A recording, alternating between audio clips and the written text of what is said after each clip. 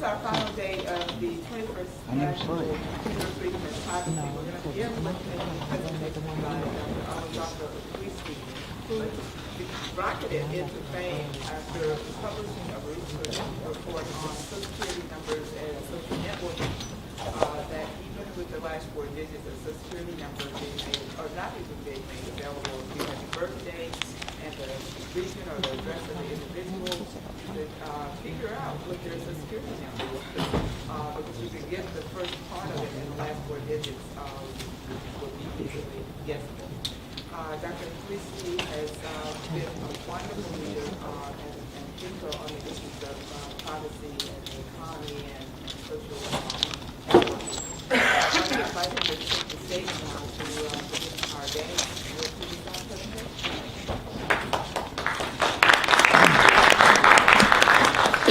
Thank you, good morning. I'm not sure this is working, so I'll try to talk as loud as I can. If through the presentation I start going down in loudness, please let me know and I'll start shouting again. So I'm delighted to be back here at Computers, Freedom and Privacy. Last time I was here, a few years ago, I started my talk with the story of Herostratus, the Greek man who destroyed the temple of Artemis in Ephesus. Only these remains of the temple, hey, thank you, today. Because he wanted to remain famous, he wanted to be known. And this in the culture, the Greek culture, which was also, like the Roman culture, very much into privacy. And they need to remain, to have a private life shielded from the rest of the community. And I use that example to suggest that across cultures and across times, we always add these conflicting desires, the need for publicity, sometimes even bad publicity, such as girls posting photos of themselves drunken on Facebook, as well as the need for privacy, such as on Facebook, people revolting against the Beacon program when it was first pushed on users around 2007. So it was a story of conflicting desires and how these desires are inside each of us, but they can also be triggered by, for instance, the interface, the design of a system. So it was a story of malleable privacy preferences. One of the studies I presented then was about how we can make people value privacy more or less, depending on how we subtly change the frame of a problem. And I will briefly summarize the particular study. We went to a shopping mall outside Pittsburgh, and we asked people to participate in a survey, which in fact was a decoy, an excuse. We had no interest in the survey. We were really interested in what kind of payment subjects would accept for having participated in the survey. To one group of subjects, we gave them a $10 card. We told them, a gift card. We told them that the gift card was anonymous, that we would not be able to track the purchases that they would do with the card and link them to their names. And then a few seconds later, we asked them, by the way, would you like to actually swap your $10 anonymous card for a $12 card? This one is $2 more valuable, but has no privacy. And as you can see in this chart, where on the y-axis I have the percentage of subjects who chose the anonymous card, 52% of our subjects kept the anonymous card, which means 1 out of 2 said, no, I don't want to give you just for $2 more, give you away my privacy, my personal data, the ability to connect the purchases I will do with this card to my name. But when instead we did the reverse, we first gave a $12 card to the subjects. We told them it was not anonymous, and then we offered them to swap to a $10 card. In the case, less than 10% of subjects chose the anonymous card, even though both types of subjects were facing exactly the same trade-off, the same two alternatives. $10 card with privacy, $12 card with no privacy. So I was suggesting that although we do have this innate need and desire for privacy, as well as for publicity, these desires are malleable. They can be manipulated by external factors, such as the design of a system, the interface, the default settings on Facebook or whatever other computer system we are using.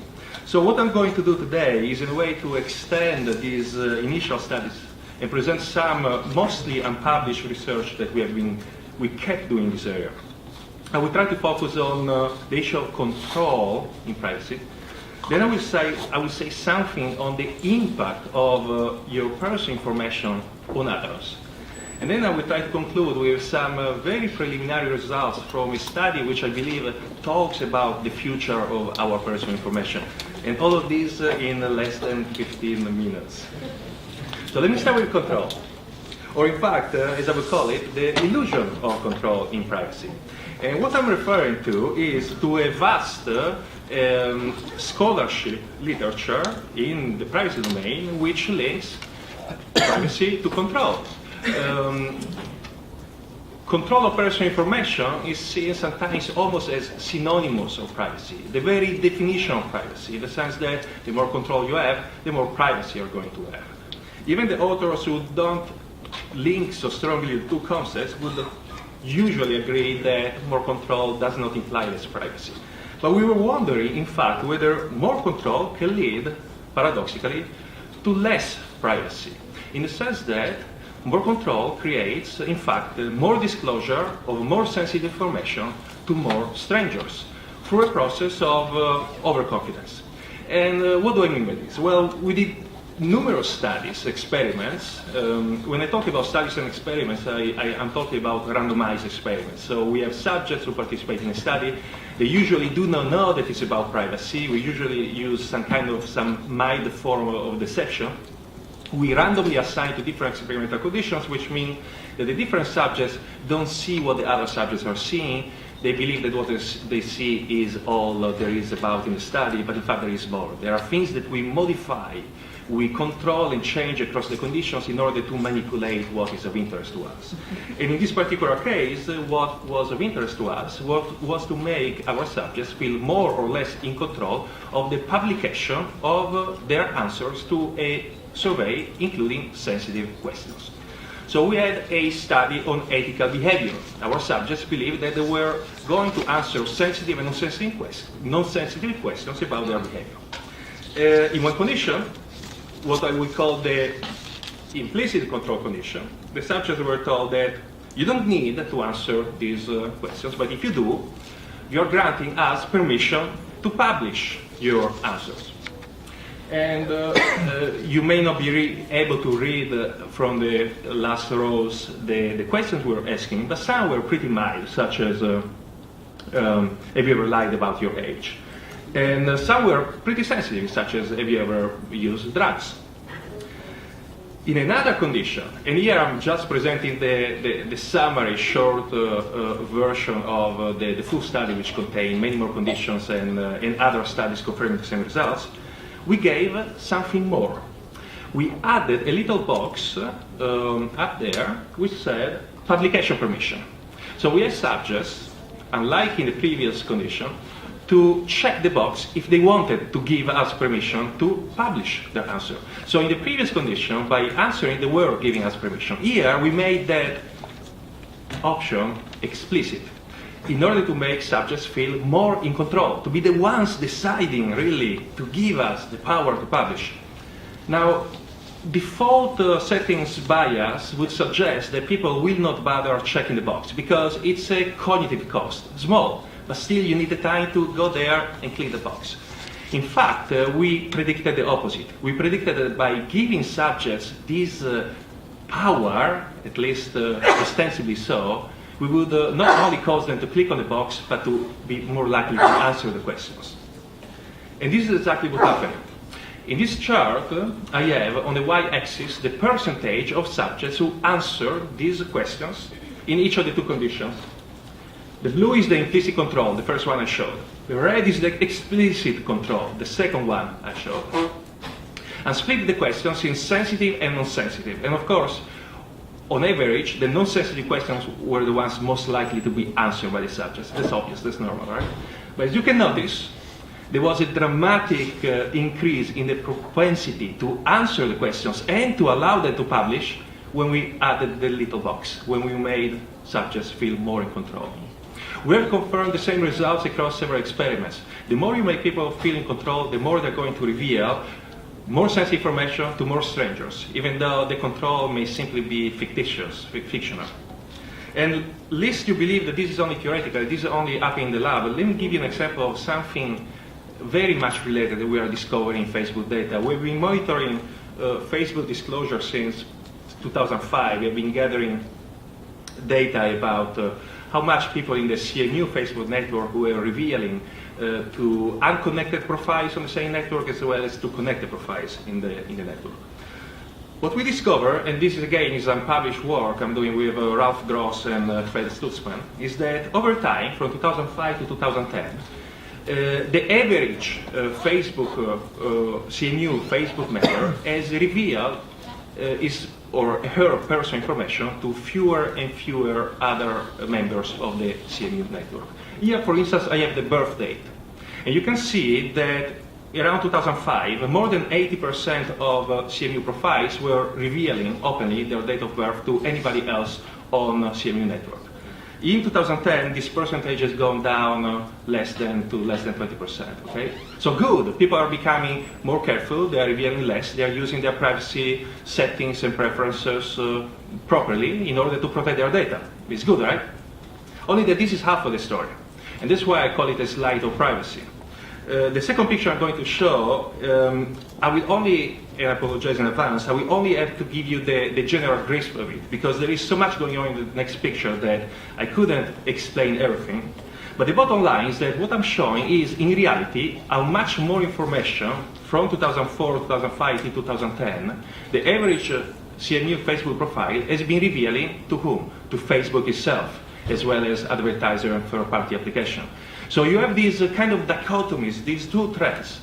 On one side, you have Facebook users, at least within the CMU network, becoming more careful, revealing less and less to the unconnected members of the same network. At the same time, you have more and more disclosure of personal information to Facebook itself, implicitly, therefore, to advertiser and third-party application. That's why we call it a slide of privacy. We have, in a way, people becoming more careful, but not realizing that there is a silent, mute observer to everything they're doing. So these results call into question the claim by Web 2.0 services that simply giving more control to users solves their privacy problems. As much as I like and want individual responsibility, the scientific evidence is significant that control does not solve all privacy problems. Control is important in a normative sense. We need, it's fair to give user control to their data, but in positive terms, that is, in terms of what control really does, it's not enough, because you can manipulate subjects, make them feel in control, and end up then revealing more. And what's bad about that? Well, let me give you some examples about what can be the impact of your personal information on other people. And this is a study which I started because last summer there was an interesting debate on the internet as the end of forgetting. The fact that most of our personal and professional lives nowadays happen on the internet or leave some electronic trail means that they will be remembered somewhere. As loud as I can. If through the presentation I start going down in loudness, please let me know and I'll start shouting again. So I'm delighted to be back here at Computers, Freedom and Privacy. Last time I was here, a few years ago, I started my talk with the story of Herostratus, the Greek man. This is our final day of the 21st National Computer Freedom and Privacy. We're going to hear from Alessandro Acquisti, who rocketed into fame after publishing a research report on Social Security numbers and social networking that even with the last 4 digits of Social Security numbers. Who destroyed the temple of Artemis in Ephesus. Only these remains of the temple. Hey, thank you. Today, because he wanted to remain famous, he wanted to be known. And this in the culture, the Greek culture, which is what also, like the Roman culture, very much into privacy. And they need to remain...